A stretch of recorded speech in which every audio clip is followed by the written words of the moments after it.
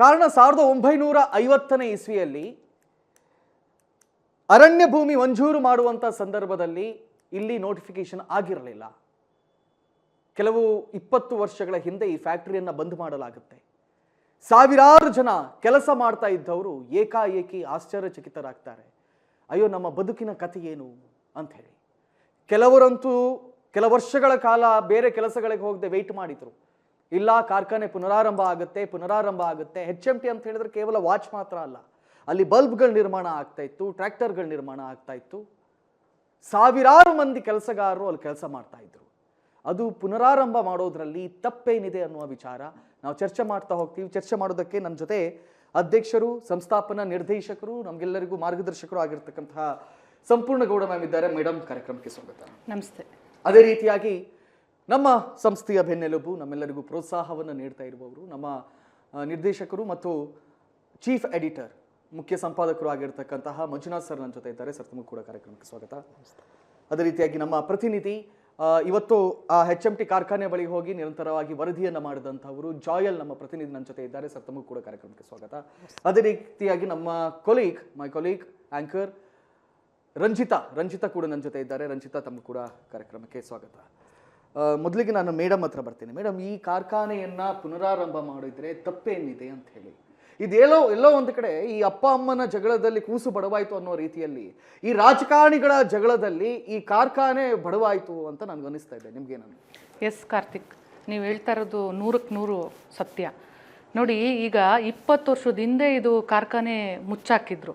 ಈಗ ಏಕಾಏಕಿ ರೀಓಪನ್ ಮಾಡ್ತಿದ್ದಾರೆ. ರೀಓಪನ್ ಯಾರಿಗೋಸ್ಕರ ಮಾಡಬೇಕು ಈ ಕಾರ್ಖಾನೆನ? ನಮ್ಮ ಜನಕ್ಕೋಸ್ಕರ, ಕೆಲಸ ಇಲ್ಲದೆ ಇರೋರಿಗೆ, ಉದ್ಯೋಗ ಇಲ್ಲದೆ ಇರೋರಿಗೆ ಇವಾಗ ಉಪಯೋಗಕ್ಕೆ ಬರ್ತಾ ಇದೆ ಈ ಕಾರ್ಖಾನೆ ರೀಓಪನ್ ಮಾಡಬೇಕು ಅಂದರೆ. ಈಗ ಏನು ಅರಣ್ಯ ಇಲಾಖೆಯವರು ಹೇಳ್ತಾ ಇದ್ದಾರೆ, ಈ ಜಾಗ ಅಲ್ಲಿಗೆ ಈಶ್ವರ್ ಖಂಡ್ರೆ ಹೇಳ್ತಾ ಇದ್ದಾರೆ ಅಂತ ನೀವು ಇಷ್ಟೊತ್ತು ಹೇಳಿದ್ರಿ. ಅವ್ರು ಹೇಳ್ತಾ ಇರೋದು 100ಕ್ಕೆ 100 ಅದು ಸುಳ್ಳು. ಅದು ಅರಣ್ಯ ಇಲಾಖೆಗೆ ಯಾಕೆ ಹೋಗಬೇಕು? ಅದು ಯಾಕೆ ಸೈಟ್ ವಿಂಗಡಣೆ ಆಗಬೇಕು?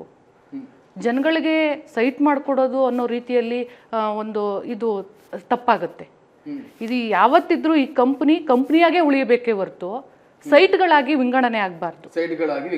ಹೌದು, ಆಗಬಾರ್ದು. ಇದು ಉದ್ಯೋಗಿಗಳಿಗೆ, ಯಾರಿಗೆ ಕೆಲಸ ಇಲ್ಲ ಅಂತ ಪರದಾಡ್ತಿದ್ದಾರೆ, ಎಷ್ಟೋ ಜನ ಪರದಾಡ್ತಿದ್ದಾರೆ, ನಾವೇ ಈಗ ಕಣ್ಣಾರ ನೋಡ್ತಾ ಇದ್ದೀವಿ.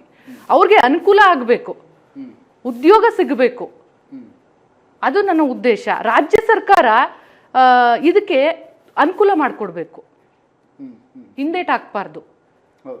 ಅದು ನನ್ನ ಈಗಿನ ಕಾಲಘಟ್ಟ ಹೆಂಗಿದೆ ಅಂತ ಮೇಡಮ್, AI ಅದು ಇದು ಎಲ್ಲ ಬಂದ್ರ ಮೇಲೆ ಎಲ್ಲಾ ಕಂಪನಿಗಳಲ್ಲಿ ಕೂಡ ಲೇ ಆಫ್ ಗಳನ್ನು ಮಾಡ್ತಾ ಇದ್ದಾರೆ. ಹೌದು, ಎಷ್ಟೋ ಜನ ಉದ್ಯೋಗ ಇಲ್ಲದೆ ಒದ್ದಾಡ್ತಾ ಇದ್ದಾರೆ. ಇದನ್ನ ಸ್ಥಾಪನೆ ಮಾಡಿದ್ರೆ ಇದರಲ್ಲಿ ಬರೋಬ್ಬರಿ 10,000ಕ್ಕೂ ಹೆಚ್ಚು ಉದ್ಯೋಗಗಳು ಸೃಷ್ಟಿ ಆಗುತ್ತೆ ಅಂತ ಹೇಳಿ. 100%. 10,000 ಜನ 20 ವರ್ಷದ ಹಿಂದೆನೆ ಕೆಲಸ ಮಾಡ್ತಾ ಇದ್ರು. ಅವ್ರನ್ನ ಏಕಾಏಕಿ ಕಂಪ್ನಿನ ಕ್ಲೋಸ್ ಮಾಡಿ ಬೀದಿಗೆ ಹಾಕ್ಬಿಟ್ರು.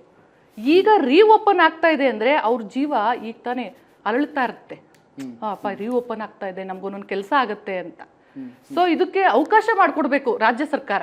ಕುಮಾರಣ್ಣ ಏನು ಒಳ್ಳೆ ಉದ್ದೇಶ ಮಾಡ್ತಾ ಇದ್ದಾರೆ, ಅದಕ್ಕೆ ಅವಕಾಶ ಮಾಡಿಕೊಡ್ಬೇಕು ರಾಜ್ಯ ಸರ್ಕಾರ. ನನ್ನ ಅನಿಸಿಕೆ ಇದು. ಸರ್, ಒಂದು ಕಡೆಯಲ್ಲಿ ಈಶ್ವರ್ ಖಂಡ್ರೆ ಅವರ ವಾದ ಏನು ಅಂತ ಕೇಳಿದ್ರೆ, ರಾಜ್ಯಕ್ಕೆ ಬೆಳಕನ್ನು ಕೊಡೋದಕ್ಕೋಸ್ಕರ ಏನು ಒಂದಿಷ್ಟು ಜನ ಭೂಮಿಯನ್ನು ಬಿಟ್ಕೊಟ್ರು. ಆ ಸಂದರ್ಭದಲ್ಲಿ ಶರಾವತಿ ನದಿ ತೀರದಲ್ಲಿ ಅವರಿಗೆ ಕೂಡ ಒಂದು ಭೂಮಿಯನ್ನು ಕೊಡೋದಕ್ಕೆ ಈ ಜಾಗವನ್ನು ನಾವು ಬಳಸ್ಕೊಳ್ಬಹುದು ಅಂತ ಹೇಳಿ. ನಿಮ್ಗೆ ಅದು ಸರಿ ಅನ್ಸುತ್ತಾ, ಅಥವಾ ಈ 10,000 ಜನರಿಗೆ ಉದ್ಯೋಗಾವಕಾಶಗಳನ್ನು ಕಲ್ಪಿಸೋದು ಸರಿ ಅನ್ಸುತ್ತಾ? ನೋಡಿ ಕಾರ್ತಿಕ್, ಈಗ ಇದು ಬೆಂಗಳೂರಿನಲ್ಲಿ ಇರೋ ಒಂದು HMT ಫ್ಯಾಕ್ಟ್ರಿ ಅನ್ನೋದು ಇತಿಹಾಸದಲ್ಲಿ ಭಾಳ ದೊಡ್ಡ ಫ್ಯಾಕ್ಟ್ರಿ ಆಗಿತ್ತು. ಅಲ್ಲಿ ಆಲ್ ಓವರ್ ಇಂಡಿಯಾ ಒಂದು 30,000 ಜನ ಕೆಲಸ ಮಾಡ್ತಿದ್ರು. ಅವಾಗ ಅಷ್ಟು HMT ಅನ್ನೋದು ಇಂಡಿಯಾದಲ್ಲಿ ಒಂದು ದೊಡ್ಡ ಮೆಷಿನರಿ ಫ್ಯಾಕ್ಟ್ರಿ ಆಗಿತ್ತು.